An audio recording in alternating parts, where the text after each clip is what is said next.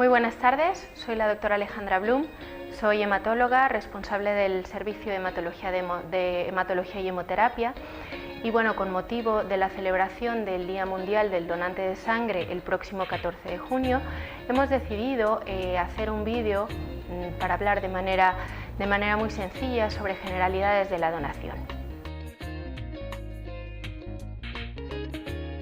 La donación de sangre es una necesidad social. En España es una práctica totalmente altruista y no remunerada, es decir, no se va a percibir ningún apoyo económico por donar, y esto lo que hace es aumentar la seguridad transfusional de los productos que vamos a transfundir a los pacientes. Puede donar prácticamente personas que tengan más de 18 años y menos de 65 años, ¿vale? Y que estén sanas.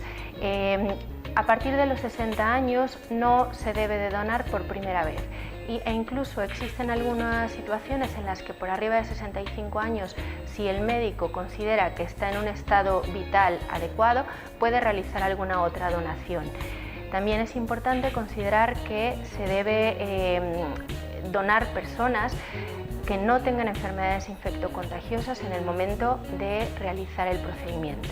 Respecto al tema de los medicamentos, bueno, hay medicamentos con los que sí que se permite donar, que son la gran mayoría de los medicamentos. Sin embargo, para decidir esto, pues se tiene que pasar un examen médico, que lo comentaremos más adelante. Es una pregunta complementaria a la previa, y os digo que personas que padecen VIH, personas que padecen hepatitis B o hepatitis C no pueden donar. Personas que hayan tenido relaciones sexuales de riesgo en los últimos meses tampoco está permitido donar, ya que existe un periodo de ventana en el que puede ser que clínicamente o analíticamente no aparezca ninguna positividad para las serologías, pero que el paciente sí que haya adquirido alguna infección en estas relaciones. Tampoco deben donar personas que se hayan realizado un piercing o un tatuaje en los últimos 4 meses. Evidentemente, pues, además de los límites de edad que ya os comentaba.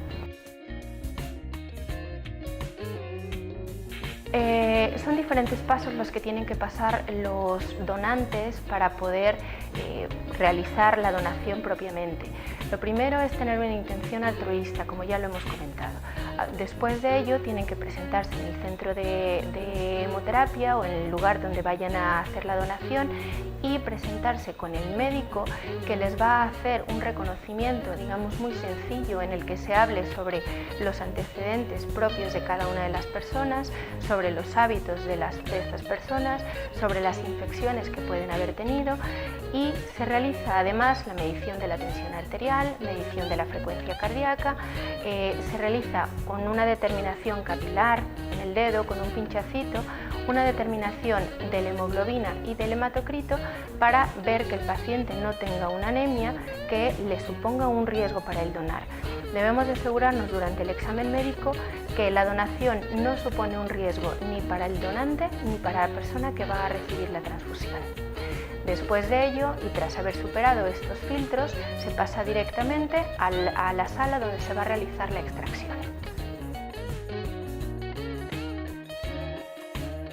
Es un proceso muy sencillo. El paciente tiene que estar sentado, en muchas ocasiones con las piernas levantadas, y lo que se hace es, en una de las venas de mayor calibre a nivel de los antebrazos, hacer una punción para comenzar pues la extracción propiamente de la sangre, que va a durar entre 5 y 7 minutos aproximadamente, y que en principio no va a representar un cambio físico, alguna manifestación en los pacientes que están donando.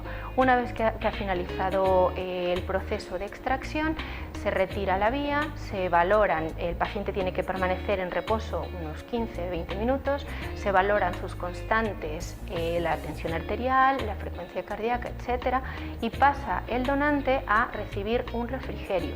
Es muy importante que nunca acudan a donar estando en ayunas.